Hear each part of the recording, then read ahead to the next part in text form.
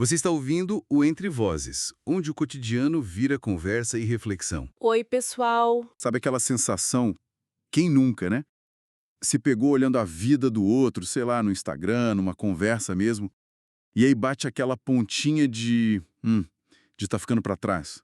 Uma promoção, uma viagem incrível, aquele corpo sarado, um relacionamento que parece, nossa, perfeito demais, e de repente a nossa vida parece, sei lá, meio sem graça, né? Então, hoje a gente vai fazer uma análise mais de perto desse sentimento. Vamos investigar como esse hábito, que é tão comum, né, o de se comparar, como ele pode estar, assim, quietinho minando a nossa paz, a nossa tranquilidade. Baseado no material que a gente analisou, a ideia é entender de onde vem isso, sabe? Quais são os efeitos reais, ainda mais agora com tudo digital, né, que potencializa demais.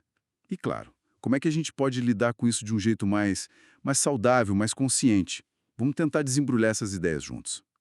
Para a gente começar, é curioso pensar que comparar é quase instintivo, né? Desde pequeno a gente faz isso para aprender, para se situar. Tipo, quem tirou a nota maior, quem correu mais rápido, quem ganhou o elogio. É como se fosse um mapa inicial, sabe? Mas onde que essa ferramenta vira um problema para a gente? Esse é o ponto crucial. E o material que a gente viu bate muito nisso. O ponto de virada é quando essa comparação deixa de ser só uma referência neutra, sabe? Um jeito de medir as coisas. E vira uma espécie de sentença. Um julgamento sobre o nosso próprio valor. É aí que o diferente começa a parecer pior. Aquela régua que só media, de repente começa a julgar. E isso, claro, muda tudo aqui dentro, né? Afeta a nossa autoestima de um jeito. Nossa, total. E o mundo digital, as redes sociais, parece que jogaram querosene nisso, né? Virou essa vitrine que não fecha nunca. Um palco onde todo mundo mostra só a versão editada, né? A versão polida da vida. E isso cria uma sensação constante de competição. Uma competição silenciosa. Uma corrida que a gente nem sabe direito para onde vai, mas sente aquela pressão para correr junto, né? Mesmo sem querer, às vezes. Exato. E essa pressão vem muito do que o material chama de comparação assimétrica. É, Assim, injusta, né? A gente pega os nossos bastidores, sim. sabe, os dias ruins, as nossas inseguranças, aquela bagunça do processo, e compara com o quê? Com o palco super iluminado do outro. Aqueles recortes de sucessos, os highlights que a pessoa escolhe mostrar. Se a gente conecta isso com o impacto na saúde mental que o material também descreve bem, a gente vê como essa simetria nossa, é muito prejudicial, cria uma visão distorcida o tempo todo. E os efeitos disso na nossa cabeça, no emocional, são bem reais, né? O material lista vários. Ao invés de sentir motivação, muitas vezes a comparação faz o quê? Paralisa a gente. Gera aquela frustração, uma angústia meio sem nome, sabe? Aquela dúvida que fica martelando sobre as nossas escolhas, o nosso valor. É interessante como algo que poderia, sei lá, inspirar, acaba tirando o valor das nossas próprias conquistas, pequenas ou grandes. A alegria de ter dado um passo some se a gente vê alguém que parece ter corrido uma maratona inteira, né? Pois é, e ficar ruminando isso, se comparando o tempo todo, no fundo é uma forma de autossabotagem. O nosso foco fica muito seletivo. A gente só consegue ver aquilo que supostamente falta na gente. E acaba ignorando completamente o caminho que a gente já andou, as coisas que superou, a coragem que a gente teve para chegar onde chegou. Isso levanta uma questão bem importante que o material explora: que história distorcida a gente está contando para nós mesmos. E sobre os outros também, né? Baseada só nesses pedacinhos que a gente vê por fora. Será que a gente está sendo justo com a nossa própria história? É fundamental, né? Como as reflexões sugerem, a gente desmontar essa ilusão de perfeição.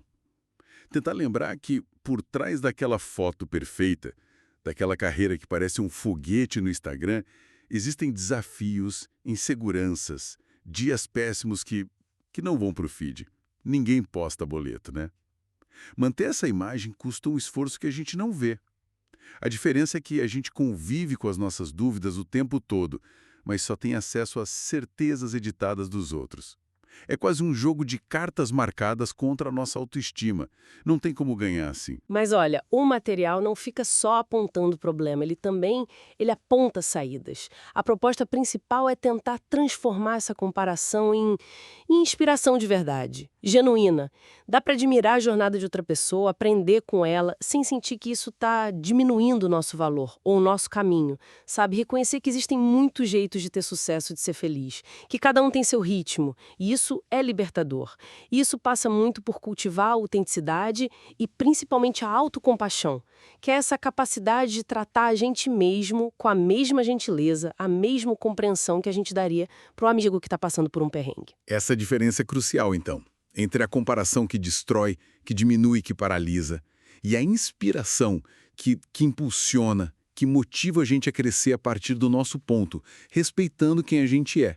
Mas como fazer essa virada na prática? No dia a dia mesmo? É fácil falar, né? O material sugere que o primeiro passo é a consciência. É perceber quando o gatilho da comparação dispara. E aí, em vez de mergulhar na autocrítica, usar isso como um convite para olhar para dentro. Peraí, o que está pegando aqui? Faz todo sentido. Então, no fundo, o que essa análise toda mostra aqui, talvez a paz que a gente busca esteja em largar essa régua dos outros, né? E começar a valorizar a nossa própria medida.